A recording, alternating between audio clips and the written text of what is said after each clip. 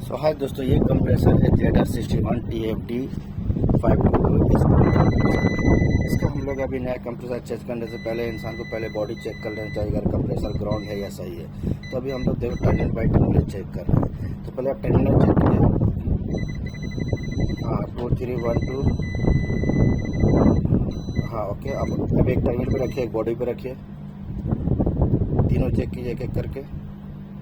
हाँ, तो इस तरह से आप कभी भी कंप्रेसर नहीं लगाए तो चेक कर ले एक बार बॉडी चेक करने से क्या होता है कि आदमी कंफर्म हो जाता है कि हाँ कोई बात है। वीडियो अच्छा लगे तो सब्सक्राइब करें और शेयर करें। स्टोर कंप्रेसर है ZR61 KC TFD।